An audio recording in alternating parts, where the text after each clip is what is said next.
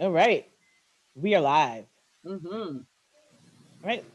Are we ready, ladies? Yes, we Yes, are. All ma'am. right. Well, Did happy we new say year. Happy Happy New new Year? Are year. we allowed to still say Hap- Happy New Year? Absolutely. 21 days into the new year and we haven't all gathered like this. Happy New Year. So Yes. Period. I'm gonna go around my screen and just say how's everybody doing. I'll start with you, Alana. How you doing? I am doing very well. It has been a busy start to the new year for work, but Yes, that is a good thing and a blessing. that's right. Um, and I am very happy to be here tonight and on this first full day after the inauguration. Oh, Yeah. very nice. Very nice. Woo! How you doing, Daria? Oh, listen, I'm doing well. I'm taking things off my plate that don't need to be on my plate. Taking out the trash, girl. Yes, and I don't even know what I'm making room for, but it's a good thing. But you know what? It is a good thing. If you don't have room, you can't put anything else on. You are absolutely right, and that crosses work and regular life. Okay. I, Very good. I understand. I speak both Clear the languages. plate. Yes. Clear. Take things off. Hmm. Shanice, how you doing tonight? I'm great. I'm Oh, here and Happy New Year. Awesome. Happy New Year to you. I like it. Danielle, how you doing tonight? I'm grateful. I'm blessed. I'm all the things, girl. It's wonderful. Wonderful, wonderful. Excellent. Excellent. Yeah. And How I am about you, Miss doing Taylor? I'm Dr. doing well. Taylor. Sorry. Oh, please. I am doing just fine. It's been a marvelous beginning of the new year. And I think I'm with Alana that yesterday was a great day. It's always nice to see a peaceful transition of power, and so that was a great thing to witness in our country and to witness democracy on display. So Hmm. super awesome. So Dari, you just gave some good data. We are in year 3 of Yes. Live the Book, which is just incredible. I think we started somewhere some mid part of 2019. We gathered, we were drinking some whiskey and some things Iraq. You're and giving some people the arak, history. You're the giving people the history, behind the scenes. Yes, yes, right? yes. Well, And so do you remember our very first book, the flight The flight attendant, attendant. The Flight Attendant? It was the in flight May attendant. of 2018. So it was Wow. 2018 May of 2018. Yeah. and we're Wow. in 2021. Well, I know, but but year It's so three in great. terms of being on YouTube. Yes, Year yes. But our four gathering, all. all Yes. the fellowship. Yeah. And so we moved to obviously this format because we're still in the midst of a global, health crisis here. And so we're staying safe, we're staying at home and Hmm. wishing everybody who's watching and who will see this later, everybody is safe and healthy too. So we know that books take us away, they make us take a little escape. And so I think that's why we've been reading so much and Hmm. so many different things. Mhm. And my craziest new obsession, because I love to share with you all, is the podcasting. So I've got a few new channels I'm listening to, and I think it's a really fun time to escape, get away, go to sleep, which is pretty cool too. Hmm. So I Hmm. don't know if you gotten into any other wonderful distractions, but that's been mine. That's been mine recently. Mm. Yes. Well, it's funny you say that. I wasn't a podcast person before recently either, but Hmm. there's something about it. It feels like it reminds me of when I was pregnant and on bed rest with my first, who's now 18. But that last month I had to be on bed rest. And the what Mm. I'd be up late at night, and you know who was up? The HSN people, the Home Shopping Network people. It's like, oh, they talking, they're having a conversation. That's how podcasts feel to me. Like there are still good conversations Yeah, happening, Mhm. yeah, you know? absolutely. Yeah. Yeah, and you get to have a bird's eye view, so that's pretty cool. Yep. So, feel free to share any tips and tricks as you're making through 2021. I like to know and try new things. So, um, one more new thing I'm trying is crafting. I'm having a Zoom crafting party that I'm participating in. I'll let you know how that Nice. one goes. I am not a Okay. All crafter. right. You all know What me. type I of am no. crafts are you working on? No, I'm just one craft. Let's just start with one, Alana. Just one craft, with one little craft for Valentine's Day. It's like a door hanger, and so I'm doing it with a couple of friends in either next Monday or the following Monday. So I'll keep you posted. I'll send you pictures. I'm I've giving done you a little two. heart for Valentine's Day. Yeah. Thank you. Thank you. Thank you. Thank you. I'll let you know how that goes. Yeah, I did So too, and they're you really did, fun. they are, Oh, okay. Okay, good. You give me oh hope, wow. Shanice. Okay, good. Cause I'm like, but you can only try things once. If you like it or don't like it, then you get to, so I'm going to go ahead and give it a try. I Look at think that. you That should sounds try nice. things more than once sometimes because it Agreed. depends on what it is, because Mhm. you may need a second time to see That's how true. you really feel about it. Mhm. I Right. agree with Unless second it's like times. very Mhm. dangerous or you absolutely hate it the first time. Got it. Okay. Well, Right. I will take your advice, and maybe I'll do two crafts and see how Right. I Life in general, at least twice. live the life that we're supposed to live. Okay. I gotcha. Yeah, you just have to So find the right kind of craft. true. True. Right now it has been pre-selected because I had really very little thought about it, but I hear you on that. I'll think about that too. So ladies, are we ready to get after it? Let's get into this book here. The argument. So the first question I always ask is, did you like the book? So we'll start there. Did you like the book? And I'll open it up to anyone who'd like to start. Well, I can start. I don't mind. I was going back to see if I took any notes on this book, and I did not, which is interesting. I think this Mm-hmm. is the first time I have never taken notes on a book. And why is that? It wasn't that deep. Right. There wasn't much here to take Yeah. notes on. So Luckily. yeah, Right. Right. I think Right. that was really what it had to do with. I mean, it wasn't bad. It Okay. was, a little unpredictable, but it just felt like, could that really happen? Probably not. Mm-hmm. Okay. A little unrealistic. Now, Who's up next? Did you like the book? I I liked it. I liked that it wasn't deep because I didn't give myself a lot of time to read it, which made it not as enjoyable for me as I would have liked. Like I didn't like that rush feeling. I'm not going to do that again. But sometimes I read it too far in advance, and when we get here, then I don't know. Like it's like I didn't read the book because I already forgot because I've already read 3 books after that book. Mm-hmm. And Daria, like this book to me seemed predictable, and I never predict none of this mess. But this book, I was like, I bet that man is the rapist. And I bet, I don't know, just all these things. And she's like, I look like my dad, and there's no way. Mm-hmm. But I agree with you that it can't be like, girl, you didn't know all that time that this man was Right. crazy. Right. Like, you didn't know all that. Like, you get premonitions, you get feelings, you get signs, you get warnings. Especially So when I you're agree. living under the same roof with somebody. Yeah. Yeah. One would think. Yeah. Shanice, did you like the book? Sorry, my dog's barking a little bit, but I, okay. So I was a little opposite of y'all. I started reading this book when we first started it, and I read it each week a little bit. So the first 17 chapters to me were like I still wasn't sure where we were going. After the 17th chapter, it was very predictable, and honestly, I fell asleep. Yeah, that's exactly how I felt when I was saying at first it wasn't predictable, but then it was like, okay. Right. Yeah, it was just like, oh, okay. Around chapter 17 to 20. So that's when I felt like Mm-hmm. but at first I was really into it. I was listening to it like a little each week or each day. And my kids, family, whole lot, everybody was listening to the book. We love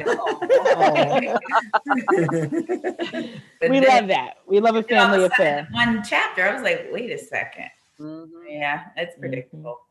Mm-hmm. And I think a lot of us saying before we start recording, like, was this argument that deep? Like, the girl went to a party she wasn't allowed to go to. Now I'm not going to speak to you.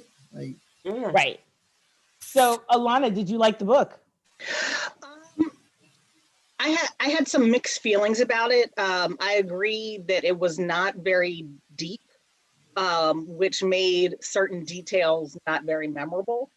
And then it was like, okay, what game are they playing? Or like, what game is like the author playing with like certain details, with like purposely leaving things very vague. And it was like, do I need to care? Do I not need to care?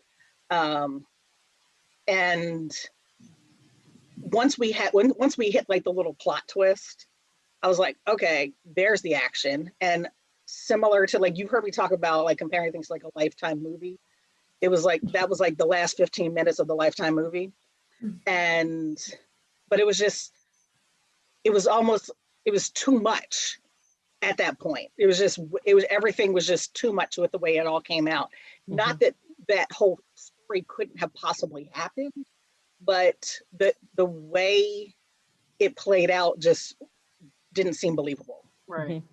Yeah. You know, he hit her on the head and she knocked her head out, was bleeding. Right. But that man never hit you before. That's right. Like the first time he ever hit you. So I did not love the book. And I find, you know, silver linings in most books that I read, because I'm thinking there's a reason. So of course, you know, I definitely did a little deep dive on the author, and she's a newer author for sure. And she had one novel that she wrote before this, and then this is her second novel. And so I think there is a style of the writing that is an interesting one for sure. She's from Wales, so you know it's of course one of those British run kind of countries. So you know they are from Wales, so they're Welsh. They're not. They wouldn't say they're British, but so I think it was definitely interesting. So I think the style of writing was interesting to me, but definitely didn't leave me surprised. I definitely liked the plot twist, but it wasn't my favorite book. I don't know if I would recommend this book. And for me, that's a big sign. Like I have like quite a few, you know, circles that I dabble in, and I don't really know if this is the one I would recommend. And the title seemed a little bit more catchy than I think it really, you know, kind of landed kind of flat for me. I was waiting for the argument. Yeah, right. It was the argument. Was it in the beginning? Oh, the argument was with the daughter in the beginning over the party, going to the party. I was waiting for a big argument. Like that wasn't no big argument. Right. I mean, I think we can all think back to our own experiences, and you know, being told no. I mean, no is a realistic situation that we may have all found ourselves in as teenagers in particular. So the whole idea of Hannah saying no, and then the teenager Olivia going out and you know, of course, disobeying her mother, and then realizing that because she disobeyed her mother and she got upset that she wasn't going to speak to her, seemed just really kind of preposterous to me. So so one of the first, and the mom actually caring when all the time you've been locking her up in handcuffs. Right. So I didn't care if she's talking to you or not. Like that doesn't make sense. So the one question is like, what's the red herring for you? Like, right, you know, like what kind of threw you off when you find out about that whole part, you know, to your point, Danielle, that they're like, you know, torturing using her. shackles, torturing, abusing and then being so upset about, you know, this one escape where she removes, you know, the keys or really, I think Michael. The keys were the keys to her handcuffs. I didn't realize that. And I'm like, what is she talking about? Michael, I put the key up. I locked the key up. And it's the handcuffs. The handcuffs. Right. So which was really, really just, you know, odd, totally for me. I mean, so in terms of character development, I didn't think that we got super deep into the characters, but was there a character that stood out to you in this? The teacher, wasn't there the teacher that like was trying to Miss Johnson, I think. The English teacher, I think it was, or something, right? So she was trying to, she knew something was up. She did. Right. Well, because she wrote that essay. But I think even before the essay, she came to her a couple times for lunch, and she asked her about the boys, you know, taunting her about her behavior. So that character to me, like, I know you sometimes, Keisha, you'll ask like, who did you relate most to or whatever. I related most to that teacher because I've had situations where I've had, you know, adult students, you know, I teach at the college level, and I've had where like, you know, something's going on. The way they're showing up, the way they're engaging, or there's some incongruence in how they're presenting versus like past times you've seen them, where you just know something's wrong. And it's like, you know, you feel sometimes like you're constrained in what you can do. It's hard. Yeah, for sure. Anybody else? Any characters kind of stick out in your mind, or any that you totally hated or sort of liked? The daughter, I didn't hate her, but what in the beginning when I first started reading, I could like relate because like before all the story started, I was thinking, my daughter, you know, I have a daughter that sometimes gives me a hard time. And I was just thinking about that. And I was like, oh yeah, I could definitely relate. Yeah. She's giving her mom a hard time, just like these kids this age gives me. Agreed. Agreed. I wasn't gonna put nobody else out there, but I was like, Yeah, oh, I Shelley's can up there fully with you. relate right Yes, now. yes. But then as the story turned, it made me turn my feelings towards her. But Yeah. in the beginning, I was like, oh, she's just a teenager acting like she know it all. Right. It kind of felt like that. Yeah, I mean, I think I really like the little daughter. She seemed to be quite astute to what was happening. Obviously, she was shackled as well from time to time. But also the fact that, at the end, she's the one who can run and find help and get her sister, out of that situation. I mean, in time, basically, because obviously we know Olivia runs for her life too, but I think that the daughter getting help and getting obviously to her mother and then finding Michael, because everybody's phone was tracked, which was crazy. He had everybody kind of on a, and so then the whole situation then is like, who did you like the least? And I know, we've read lots of books and it feels like it's always the guy but I mean, in this one, I mean, what did you think about Michael? From the affair to the having the girlfriend break in to write all those things. I mean, he was really. I didn't dislike Michael because there wasn't a lot of him until like you discovered who he was. Yeah, that's true. Like he seemed like the man that was keeping it afloat. Like she seemed dumb and all these things, and like he seemed like he was the one keeping the family together until you found out who he was. So I never like had a hatred to Michael. I knew he was having an affair, but like that girl's so dumb anyway. Like, I mean, I'm not gonna say it's a good thing to have affairs. It's definitely not a good thing to have an affair. Like, but you can see why he could think about it. Right. She was home cleaning the cabinets and making sure these kids are locked up in beds. I mean, right. She didn't have a lot of respect for herself. And not at all. I mean, so for me, I think, Michael was, you didn't know a lot about him. That's true. I felt like it was very odd that you'd have a wife who was like a stay-at-home mom who didn't drive. I thought that was really peculiar. So that was like one big like red flag for me. And why wouldn't you want somebody who was more independent? But what we find, of course, is that he totally wanted her dependent on him. And when she disobeyed him, so to speak, and went to that party, we find out all that horrible, that horrible, rape occurs. And obviously we find out it's him. I thought it was really interesting the way that the book starts and the way the book ends. It's really Hannah in her own journal talking about how much she dislikes and hates her mother. And I had to go back to it because then I'm like, oh my gosh, that could have been like Olivia talking about her own mother. Right. Too. And that whole idea around some of that, the cycles repeat. The behaviors and activities. But Michael created a victim basically by raping her and doing all those things. But the mom didn't treat her good either. Like you can't put kids in like these shelter type situations. They're not going to know how to act. And I think they're easier to victimize. Yeah. She was extremely sheltered and she was also being really abused, mental abuse from others saying, I never wanted you. I could have a better life if I didn't have you. So then you find out like, Michael was all in tune to that. And he was like, oh, I can completely victimize this person. Who's going to be looking for her? Who's going to be asking for her?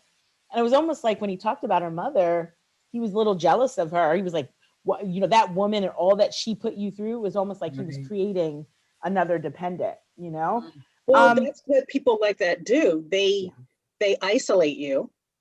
And that's what he did to her.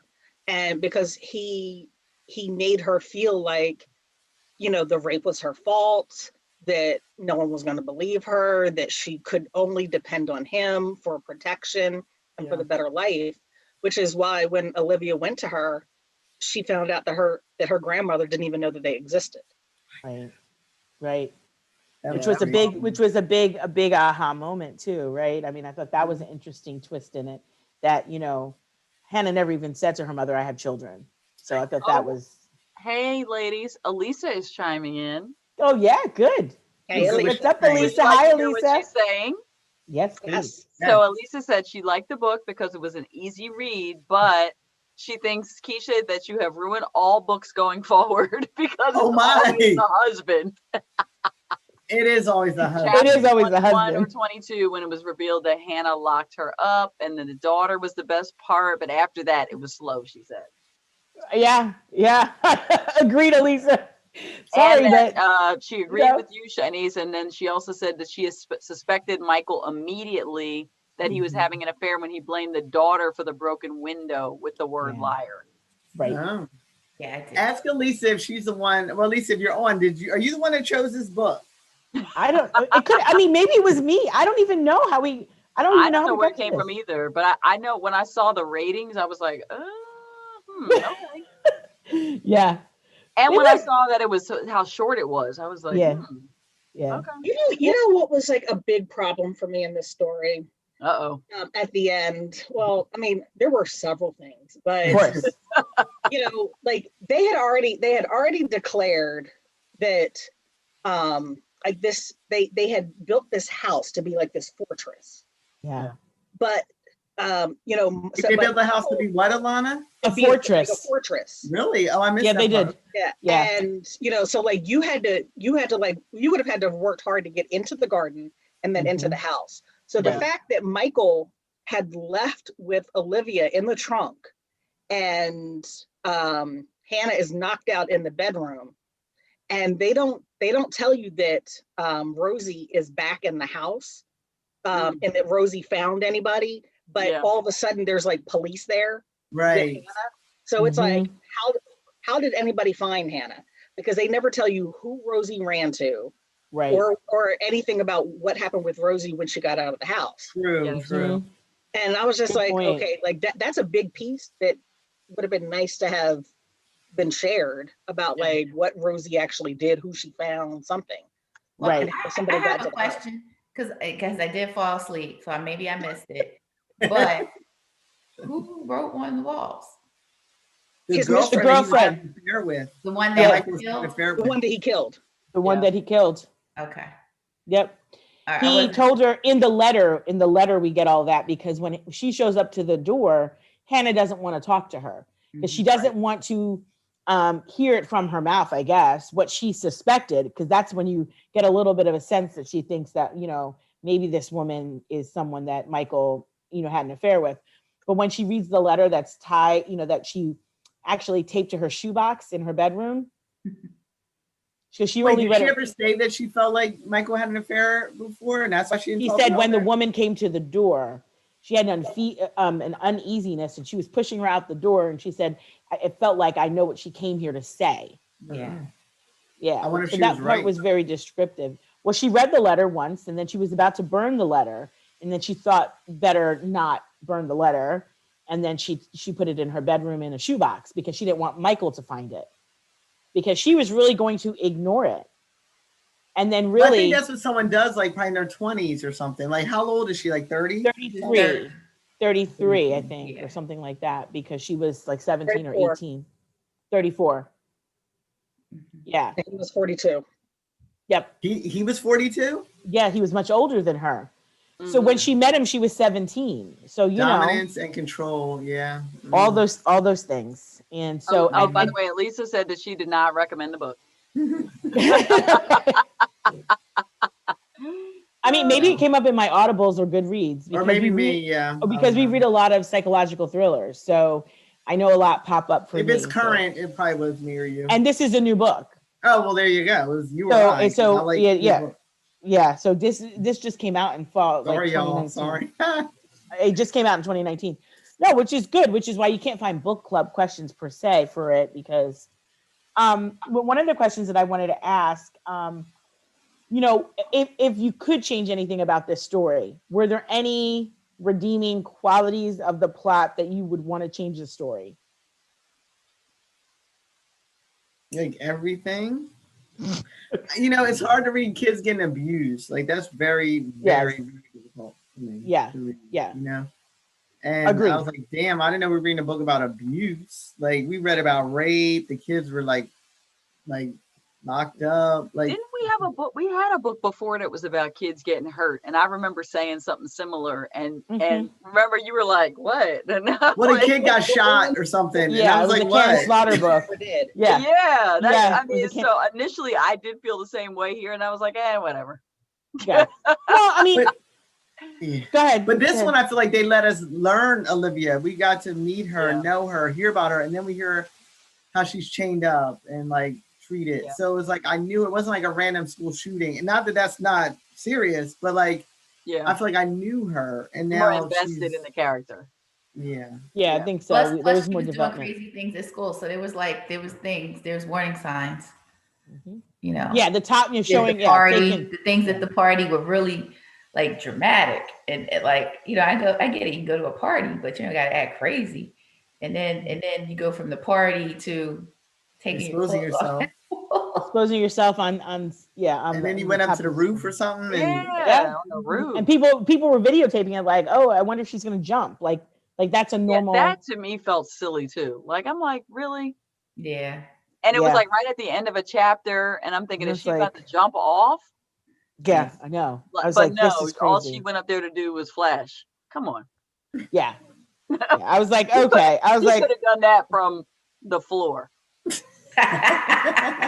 could have done that from ground level. She didn't have to go to the roof to do that. She did not. And like usually you close the roof access. Like why didn't they close roof access? I need to talk to the custodian. Like, but I think I think about place and location, and if you know a little bit about Wales, not that I'm justifying this, but if you know a little bit about Wales, it's a very like rocky mountainous region. So I could imagine the roof being open for like open space. But I don't know why it's not being monitored or, supervised. I think supervision was key in this. Like, you just don't let the kids go up on the roof. Well, and I think, but that was also surprisingly that actually had detail. That right. That that this was an area that was problematic because kids had been going up on the roof. Right. But it was surprisingly not blocked off. And or monitored, right. Yeah, but I think that part of the reason why she chose to go onto the roof as opposed to just like flashing people and running around the schoolyard was because there's a chance that she may not have gotten the attention in the schoolyard because she was often just ignored and felt invisible. But she knew she would have been seen up high because people always saw like the random person that was up there. Yeah. So she needed to make sure she was visible. Right, to be seen. And I think that's a good point. And then and the other part that I was thinking about was the part about her weight, like about her parents. Were you just going to talk about that? No. Oh. I was going to say, I was just thinking about how like basically they saw an emaciated. Yes. Like deflated kind of like person. I mean, imagine how it looked, not to be mean, like you know what I mean, like but less than 100 pounds. People wanted to see because she barely weighed 100 pounds and like that's why I understand why she did it. I thought she was gonna jump. No, she did it because she felt like nobody paid attention to her. Right. She was doing anything she could to draw attention to the fact that there was something wrong with her. Yeah. So that somebody would come say to something. And check in on them. And then when they did, we know what Hannah did. She stuffed the sock in her mouth, shackled her. That's so mean. She knew something was wrong because, of course, she had been called to the school. And I think when, the message that she leaves Michael is so unnerving because she's like, the school, they came here, they know something. We've got to send her away. Well, so that's why Elisa said that she wishes it was just the husband and that the mom wasn't also involved because that made it crazier. And that she wishes that the teachers had, when they came to the house, that they had just run upstairs and like ransacked everything and found them. Yeah. Elisa, you're not allowed to do that. But that goes to what I was saying about like sometimes you feel like your hands are tied, like something's wrong, but you can't do anything. Right. No, but you can. You're supposed to report it. You're not supposed to. You're not. Well, I mean, I know this is a different country, but you know, But no, I'm saying in when you have like America. I'm talking about it having I've had adult Oh. students Yeah. where like there's different rules about what you can intervene on. Like What you can right. What you can like also if you, say. for instance, suspect that an adult student has a substance abuse problem, Yeah. what are you No, I supposed to know, do? but like for this girl, what is she? 15? She's 15. She's in high school. 15. She's in what would be like 10th Yeah. grade. So what you would do is report to DCP&P, and they're not going to do much. They're going to come by, do a home visit, check your cabinets, make sure you have crackers and meat, and they're And going to oatmeal. leave. Yeah, that's it.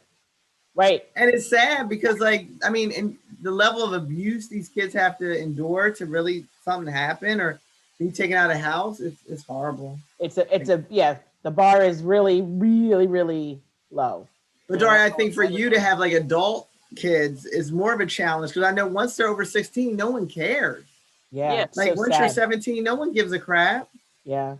Mhm. It's awful. I mean, and you know, if some, I mean, and I think about students that I've had that have been over 18 and over, because I did have a student that was over 18 that did commit suicide. I also had a staff member who wanted to kill himself, who I was able to get help for. And you know, and it kind of depends on how much somebody is really. Are they at a point where they're saying, "I want attention," or "I'm really ready to do this"? Right. And So the essay, to your point, Alana, the essay I think was like, I really need help.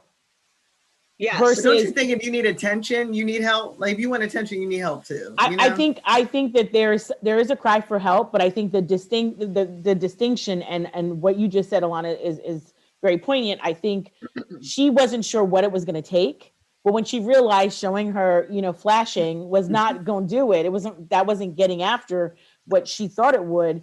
Turning and then saying, I need to put this in writing. And there was some kind of catharsis too when she said, when I wrote it, I didn't even realize how much there was there. Wait, but Keisha, I thought she wrote it first. The teacher didn't read it at the time, and then she went and flashed. She wrote it, but she wrote it like that day, and then she went. Right, and then the teacher didn't pay attention, and then she flashed.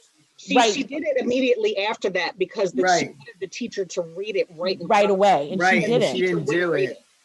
So she was just like, because she had reached like her point, that point of like, it has to happen now. Yeah, but you know what's interesting? The fact that she was so strategic in her silence and her unwillingness to acknowledge her mother trying to like talk to her. To me, that was incongruent with this like more juvenile, naive, oh, let me try and reach out this way, let me try and reach out that way. It just didn't feel like it could be the same person doing both things. Like you're being very strategic and very like adult-like over here, but over here you're being very immature.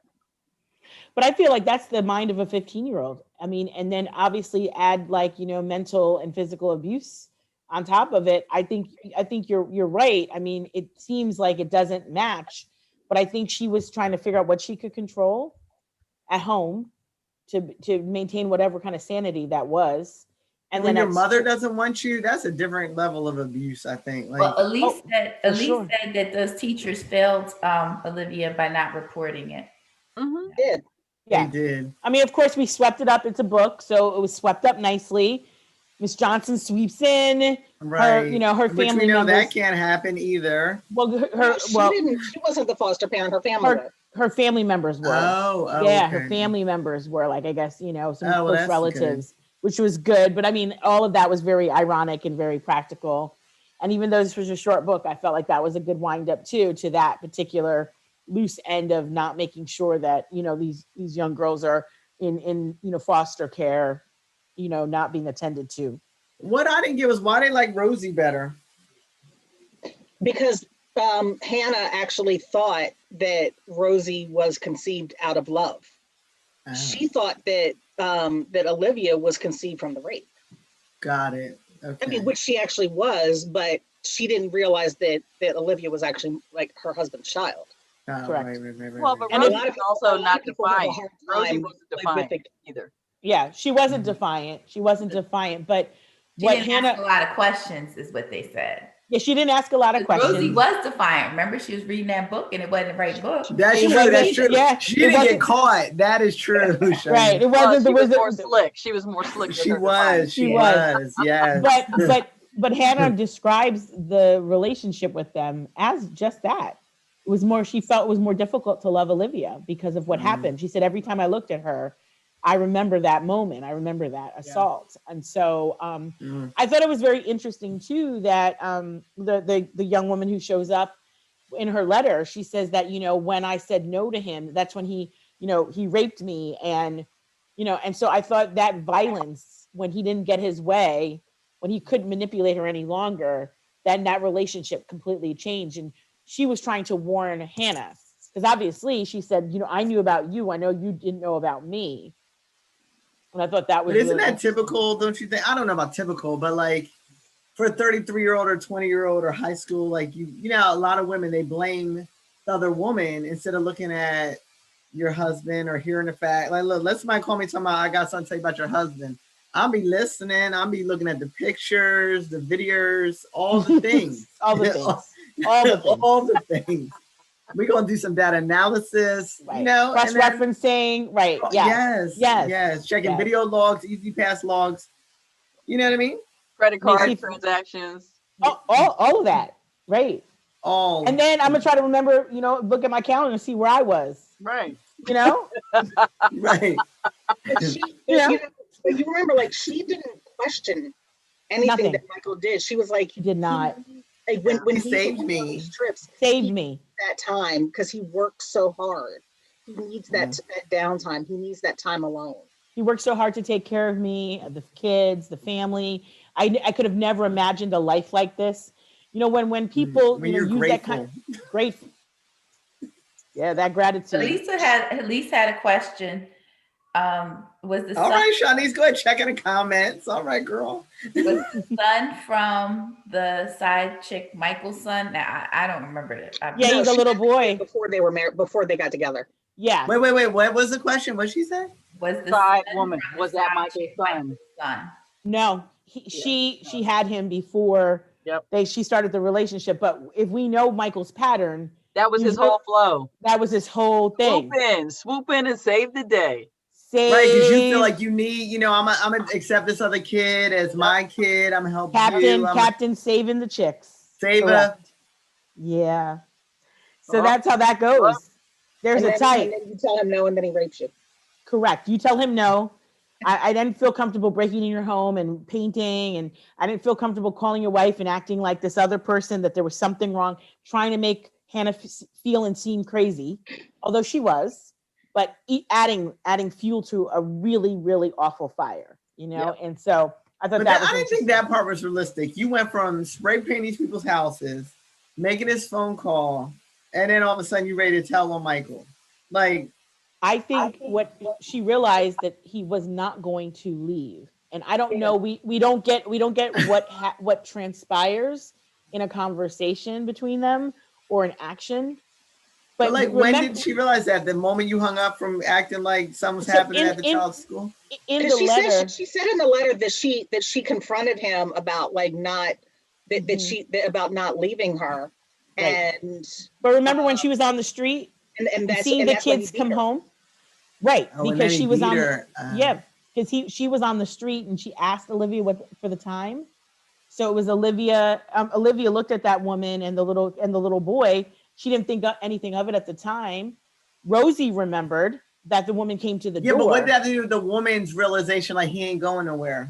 He said that they were separating, that things were unraveling, they weren't getting along. I think when she realized that this woman was truly in the house, there wasn't any break. There wasn't anything that you could see as an unraveling of a marriage. I think she realized that he wasn't being honest and forthright. So I think it's what Lana said, that he beat her and then raped her. Yeah, I think she confronted lost him. His stuff. Yeah. Because once she tried to call him on his stuff, which of course he doesn't like. Yeah. Because look at what he was doing to Hannah, once he felt like because she didn't tell him about Friday night. Right. Yeah. Right. Or The whole because she thing. was visiting the mom. Yep. And that's where the liar part came. You know, I told you not to visit. I have trackers on your phone. So you're a liar. You're disloyal. I think that was one of the words he used. That was really what started his stuff was the fact that she was visiting her mother. Right. So this argument, we know the root was the daughter, but it really unraveled and spiraled out of control because Olivia makes some different decisions and choices. But there are really a lot of arguments. Mm-hmm. Like him with his side piece, him with Hannah, him, the mom, the girl with the mom. Hannah and her mom. Oh, Hannah and her mom. Yeah, there are. That's true. So it wasn't really just an argument. Right. The argument. It wasn't that. That was misleading. It was definitely. So you know, this one question I was asked towards the end, things are never as they seem. You know, was there anything that you initially thought was one way, but it turned out to be something else? Yeah, I thought Olivia was overreacting. And then I realized, oh, no, she's not. She's a victim of abuse. But, you know, she found a crazy way to deal with it. But I thought she was totally overreacting in the beginning. Yeah, that's great. That's a great one. I would agree. I thought Rosie was going to have some demonistic qualities or something bad, or like she can't be this sweet, innocent child. But she really was a good child. Well, really younger sisters tend to be really good. I agree, Alana. The babies are always. Oh, my sisters would say the same thing. I got two of them. They would say the same thing. That's funny. I agree. I thought that was definitely true. She really was a good egg. Mm-hmm. So this author is young. She lives in Wales with her husband and a daughter. Is there anything that we would want to ask this author that that might pique her interest in us, or us and her again, or make us read another one of her novels? Well, her book is called The Divorce, her next one, and I'm not going to tell you I'm not going to read it, and I don't know why I'm going to read it but I'm going to read it. I honestly felt like I was reading a book written by a man. Oh. And why? Because it felt interesting. Superficial. The book felt like superficial. And I wonder is that always how she writes, or was that her style for this book? Can I add even the sex scenes? Yeah, there was sex. It felt like she was cringing. You mean, right? Yeah, cringing. Yeah, it didn't feel like a woman would have wrote those sex scenes. Correct. It just that's where I think Dory might have got something back. Like, who wrote this? It felt like it was a man that had written it. To me, interesting. That's a great. So if you had her here, we would ask her some of these questions. Yes. What was the style of writing, right? For sure. I like that. So well, to me, it just seemed like a very amateur. It like I mean, you said it was someone's like first novel. It was her second novel. Oh, second. Mm-hmm. And it just like the person didn't seem to have a lot of emotional depth in general. Mm-hmm. Which is why I was telling you she was from Wales, which is a part of the sovereign nation. Are they a people of lacking emotional depth? Well, I mean, if we look at people from the UK, and I love people from the UK, I've got a lot of family there. They manage emotions very differently than Americans do. I think about the other books that we've read by authors from that region, and I have loved them. Because that's what had me fall in love with reading finally as an adult, and then the genre. But it's just like none of the characters were like really developed, and there were just like big story elements that were just not connecting well. And it was just like I felt like the story that that Olivia wrote for her exam practice was more developed than the entire novel. Can I just make an observation that we are like turning into bona fide literary critics right now? Because we are. I am a Oh, professional amateur. hold on. Elise got questions. Oh, what is Elisa saying? She's saying, I would like to know if the author was a victim of abuse, and then she I says, know, "Tell me yes. more, Keisha." And what was the and second what? one? Then it says, "Tell me more, Keisha."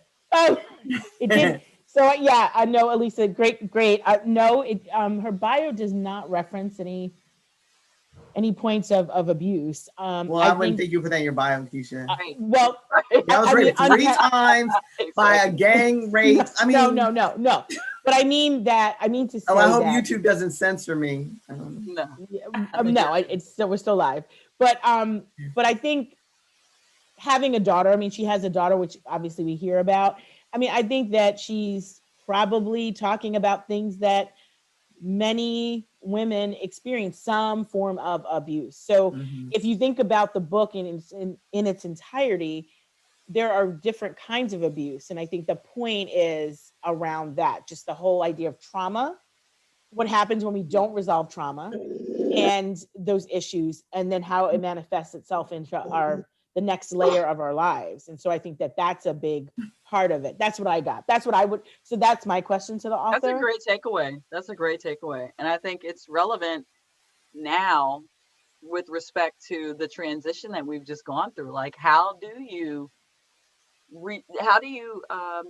dispense of all of the traumatic feelings that you have over a period of time playing out to be able to move forward with optimism, With hope, with yes. hope, without fear. So my day job, the irony there, Daria, to your point, is that when you go through a traumatic experience, there needs to be an opportunity, whether you can afford it or not. And I work for a great nonprofit around counseling, around mental health. Mhm. And so we've got this whole platform right now where all our employees have like access to free like mental health, not only with the pandemic, but also whatever feelings you may have had over a period of a presidency, Mhm. good, bad, and different about how you feel about that presidency, and then moving into a transition. So I think it's really important that we think about what we do to evaluate ourselves, so that we can heal and not take things on into the next Absolutely. situation. So when you leave a relationship, having that time to heal, and time to Have process, closure. Yeah. closure, all of those And things, so that you learn what you were supposed to learn. Or you yeah, will repeat it again. You will repeat it again. absolutely, Yeah, it'll absolutely, recycle and recycle. you'll have the same outcome, right? Because we Mhm. didn't do the learning. So I mean, I just thought, I was curious to see what you might want to what we would talk to the author about, because I think that's definitely like one of the things that Great question. one day we might have the opportunity to do. So yeah. So I mean, that's really it. This book, again, I mean, great conversation, but we didn't have to go all the way deep and around the bend with it, because it was not that book kind of book, but we had some good takeaways. Yes, we did. Yeah. We have to make sure that we take care of ourselves, so that we don't have any repeated, incidences of any of those levels and layers of abuse, because then they do mount on top of each other. So And don't go to a party without your girlfriends. Leave with your girlfriends. Go with your girlfriends. Like, well, the feeling of isolation You came didn't have any out. friends. There were no that's friends. the problem. So she shouldn't have been at a party. Right. But she I mean, wanted not to to be have that. mean, but She wanted to have that But her whole feeling. life was, she was in prison basically. Her whole I life she know. was isolated. You're To right. It be on wasn't this her earth, fault. yeah, to be on this earth with nobody, that's a really hard thing. So you have to remember that too. So we are at the end we're at the top of a new hour, end of the other hour, and so we've got to go, but we've got a February title that I'm happy to share, so that everybody gets their reading, because we're doing lots of reading, I know. So we'll Yes, repeat yes. this, but I know for the YouTube, Miss Torres, so February, our book is Into the Water by Paula Hawkins. Yes. Into the Water. So Is that's that going an to be African American book? Because it's Black I'm History Month. not Not sure. to change. I'm just curious. I'm not sure. I don't Okay. know. I offhand. Yeah, I don't know either. But it's the same. I think it's the same author that wrote. What was it? Not Gone Girl. Girl on the Train. Girl on the Train, which was a big hit. Oh, cool. Yeah. Well, it will be suspenseful, I'm sure, because that's what we like. Yeah. Well, so it's. I'll give you a quick, a little Please. snippet. A single mother turns up dead at the bottom of the river that runs through town. Mm. Earlier in the summer, a vulnerable teenage girl met the same fate. They are not the first women lost to these dark waters, but their deaths disturb the river and its history, which dredges up secrets long submerged. Ooh, Okay. impressive. Okay. So we'll I think we'll chat internally, the Live the Bookers, and we'll talk about the dates and we'll get that out, published. And but start reading because we'll talk in February for sure about this. So one more time, what's the book called, Keisha or Dari? Into the Water? Mm-hmm. By Paula Hawkins. Paula Hawkins. All right. Into the Water. So that's where we're going next. Here with you on Live the Book. So I wish you all a great rest of your evening and weekend. And we're going to sign off. So we always sign off the same way we've been doing it this whole time. So thanks for joining us, everybody. And don't forget, live the book. Live the book. Bye. Bye.